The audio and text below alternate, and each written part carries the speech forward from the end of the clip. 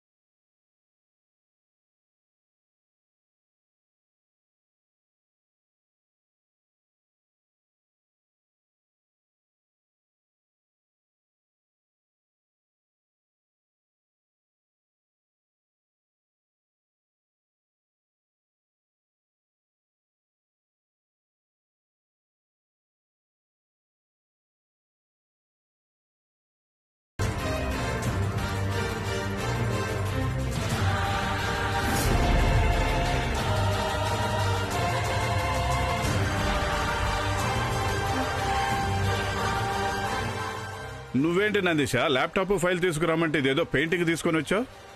అది కాదు గారు, చూడండి.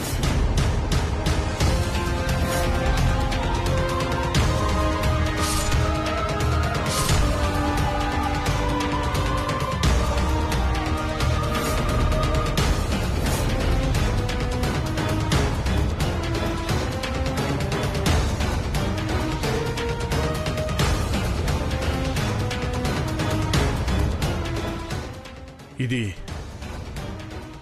విక్రమ్ వేసిన పెయింటింగా? అది ఎలా సాధ్యం?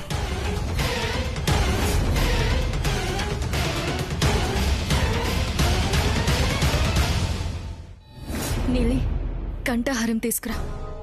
దాన్ని మనం ఇప్పుడే ప్రయోగించాలి. అలాగే శివాని.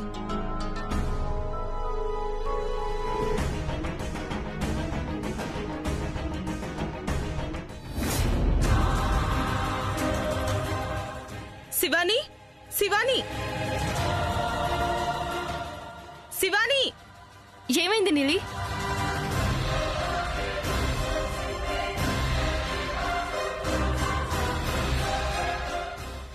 శివాని, ఏమైంది? శివాని, హారం కనిపించడం లేదు.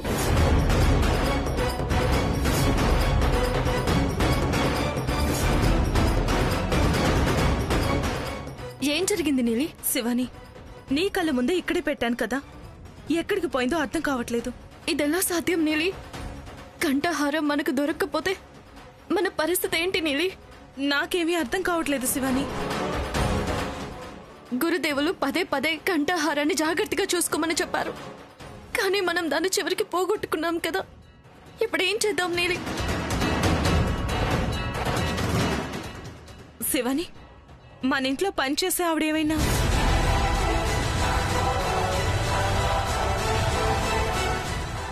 సురేఖ,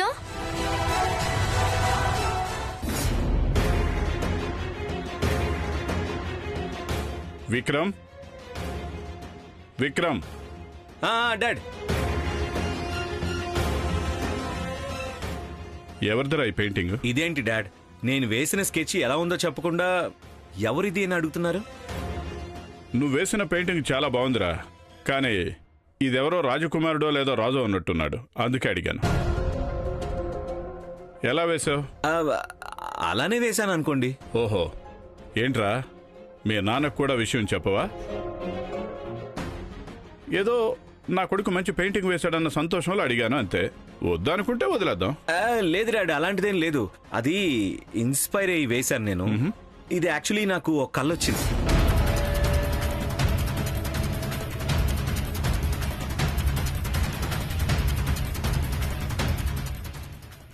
కలనా? అవును, ఒక బ్యూటిఫుల్ గార్డెన్, నది ఉంది ఒక పక్క, ఒక జలపాతం ఉంది. అక్కడ ఈ రాజకుమారుడు కనిపించాడు నాకు. విచిత్రమైన కళ డాడీ. శివాని గురించి ఏది చెప్పకూడదు డాడీకి. తను కూడా కల్లోకి వచ్చిందంటే డాడీ నన్ను తప్పుగా అనుకుంటారు. ఏదో అనుకుంటే కష్టం వస్తుంది మళ్ళీ. తర్వాత తర్వాత ఏం జరిగింది? డాడ్, ఆ స్థలాన్ని ఎప్పుడూ చూసినట్టు కూడా అనిపించలేదు. వేరే ఏదో లోకల్ లాగా అనిపించింది. యూనో, పువ్వులు, జలపాతం చాలా బ్యూటిఫుల్గా ఉంది. దాన్నే గుర్తు తెచ్చుకొని ఈ స్కెచ్ వేశా. సరే, చాలా బాగుంది painting. Keep it up. Thank you dad.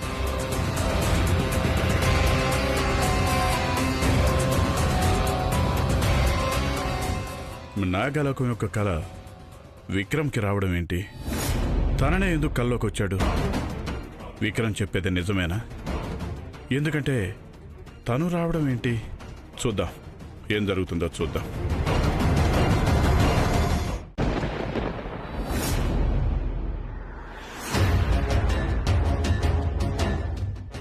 Guruji, నమో నమః. ఆ ఇంట్లో నుండి ఒక హారాన్ని తీసుకొచ్చాను. ఆ ఇంట్లో ఉన్న ఏ వస్తువును ముట్టుకున్నా అది పాములాగా మారిపోతుంది. కానీ ఈ హారాన్ని ముట్టుకున్నప్పుడు మాత్రం ఇది పాములాగా మారలేదు. మంచిది, తీసుకురా.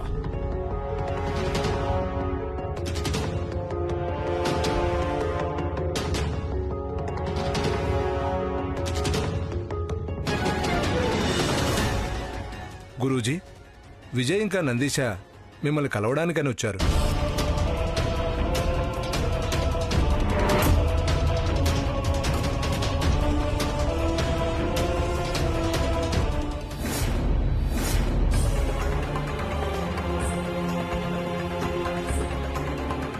మమ్మల్ని క్షమించండి గురుదేవా.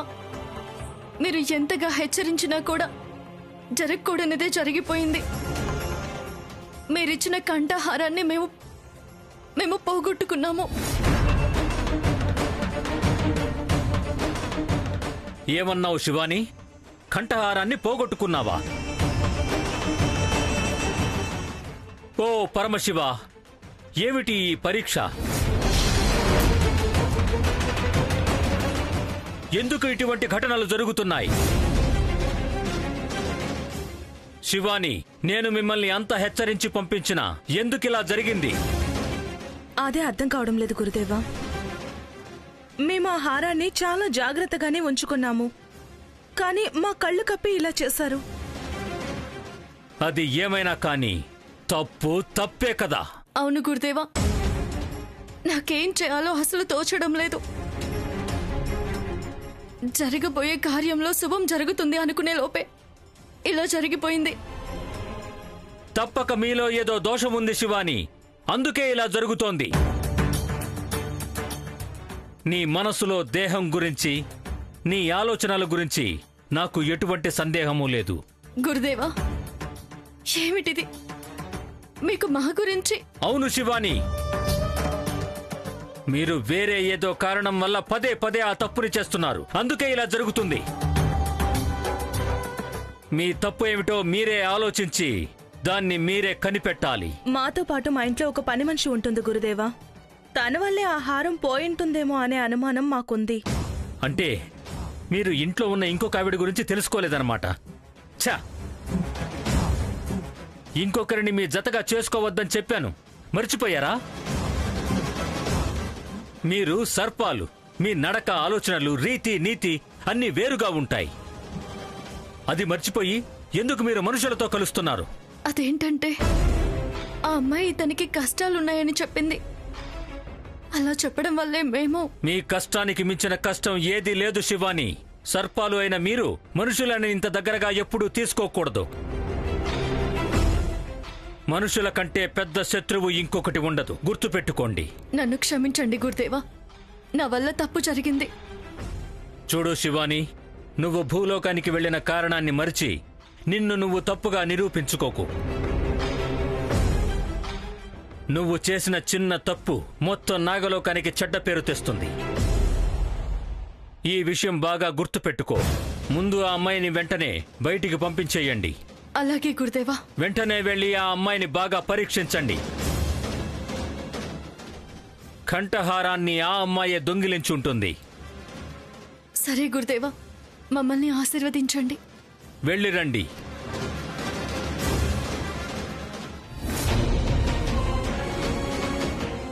గురూజీ గురూజీ గురూజీ ఏంటి దిగ్విజయ్, ఏం జరిగింది? ఎందుకో నా మనసు చాలా చిరాగ్గా ఉంది గురూజీ. ఎందుకు? ఏం జరిగింది? నా కొడుకు కలలోకి నాగలోకం యొక్క నాగరాజు వచ్చాడు. అదే మనం చూశాం కదా అతను. ఏం మాట్లాడుతున్నావు? అవును గురూజీ, అది శివాని.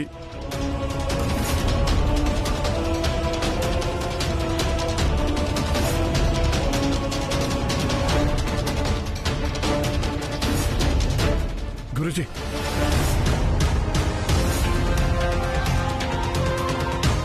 నా కొడుకు ఈ పెయింటింగ్ వేశాడు. మనం చూసింది ఇదే నాగరాజుని.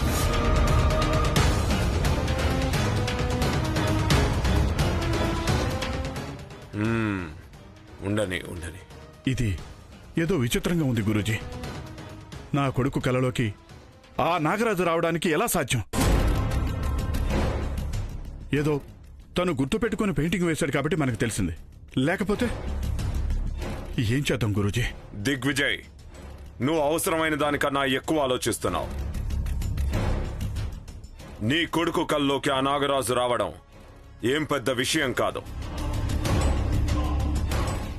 నీ కొడుక్కి అతను కనిపించింది తన కలలో. కల నిజం కాదు. ప్రశాంతంగా ఉండు. నీ దగ్గర నాగమణి ఉంది. నాగమణి యొక్క ప్రభావం మీ కుటుంబం మీద పడుతుంది. అందువల్ల నీ కొడుక్కి నాగలోకం గురించిన కల వచ్చుంటుంది, అంతే. కాదు, మనకు తెలిసిన నాగరాజు నా కొడుకు కలలోకి రావడం ఎలా సాధ్యం?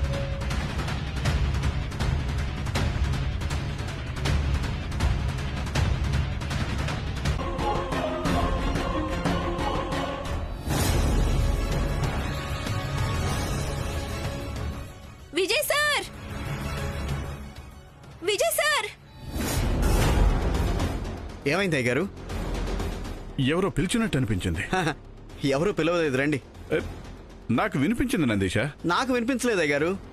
లేదు, అలాంటిదేం లేదు, రండి. విజయ్ సార్. ఏమైంది అయ్యగారు? లేదు, ఎవరో పిలుస్తున్నారు. లేదు అయ్యగారు. లేదు, ఎవరో ఉన్నారు. రా అయ్యగారు.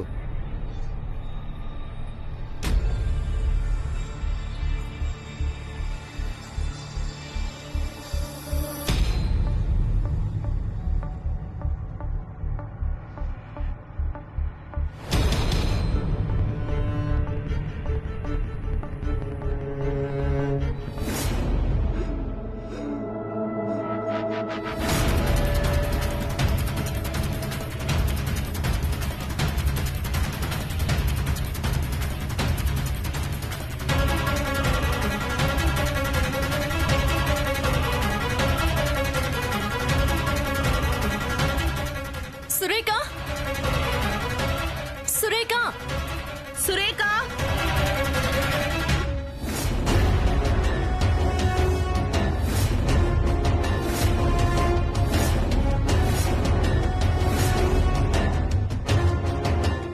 సురేఖ, సురేఖ, సురేఖ,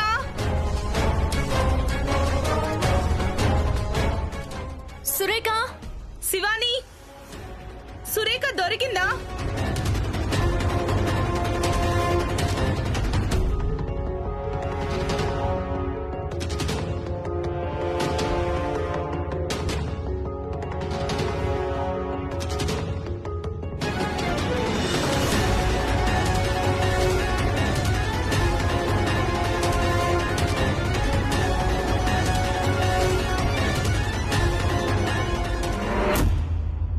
అయ్యగారు, ఎవరు లేరు అయ్యగారు.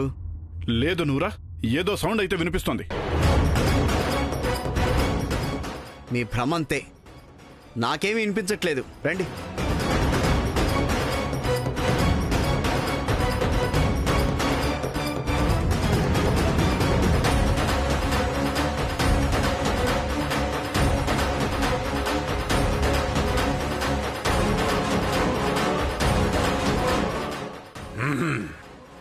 నన్నే పట్టించాలని చూస్తున్నావా?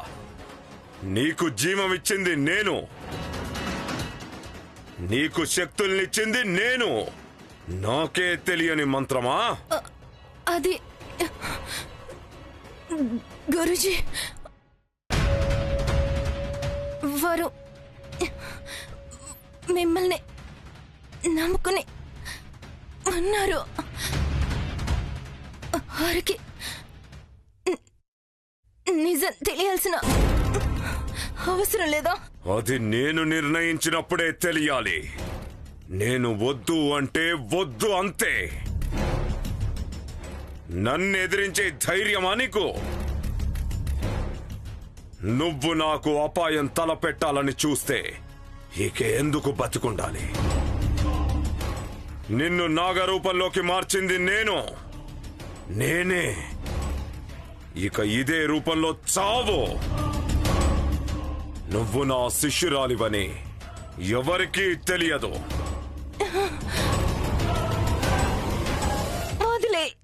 చావవే, చావు.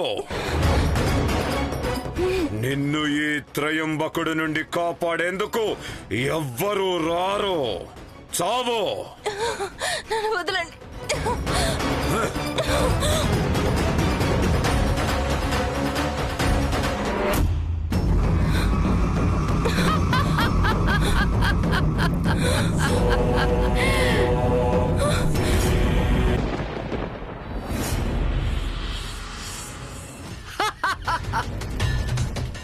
ఇది నాకు దక్కిన అద్భుతమైన శక్తి. ఎన్నో సంవత్సరాల కష్టం తర్వాత నాకు దక్కిన ప్రతిఫలం. ఈ నాగలోకహారం దివ్యమైన శక్తి. దీని నుండి నాకు వచ్చే శక్తి అపారం, అపారం, అపారం.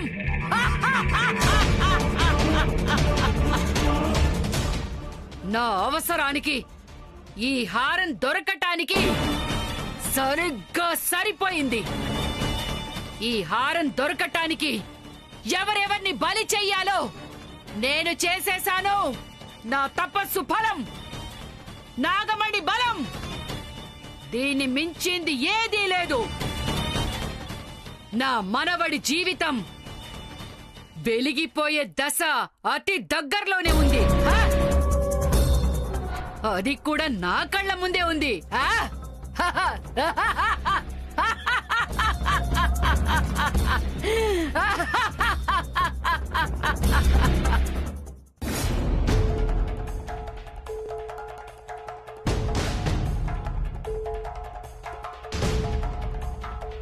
ఆగండి.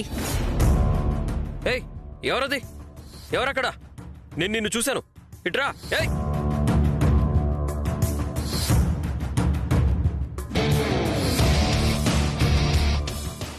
ఆగండి.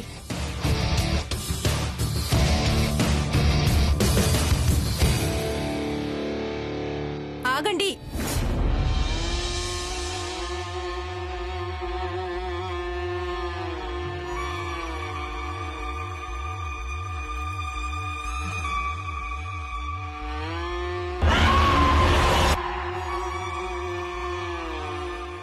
నువ్వా?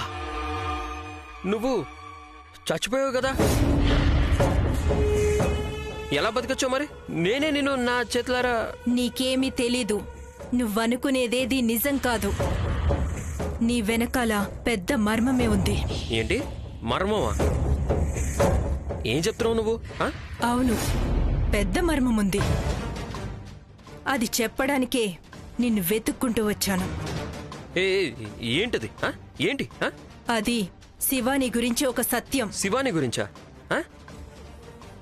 ఏంటది చెప్పు.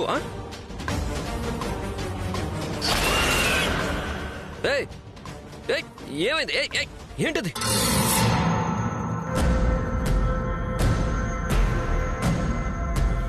ఇదంతా కళ ఏంటో? అంతా నిజంగా జరిగినట్టు, అంతా కళ్ళకి కట్టినట్టు అనిపిస్తుంది. ఏం రహస్యం అయి ఉంటుంది? తను నాకేదో చెప్పాలని ట్రై చేసింది. నేనేమన్నా తప్పు చేశానా? లేదు కదా. తను నన్ను హెచ్చరిక, నా మీద కోపంతో ఉన్నట్టుగా కనిపించలేదు. కానీ నాకేదో సిగ్నల్ ఇవ్వడానికైతే వచ్చిందనిపించింది. శివాని గురించేనేదో నిజం, శివాని గురించిన నిజం అని చెప్పింది మళ్ళీ మళ్ళీ. ఏమై ఉంటుంది అసలు?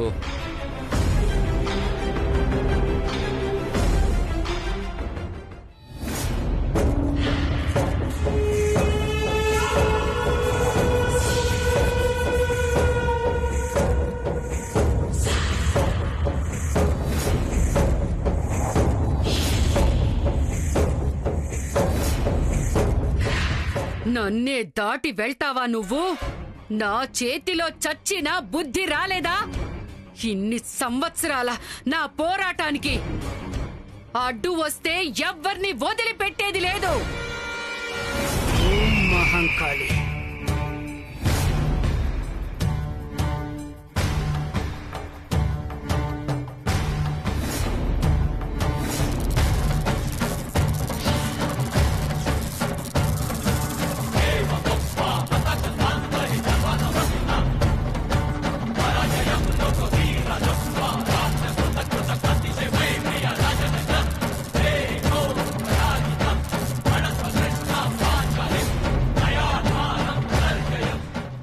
రా రా.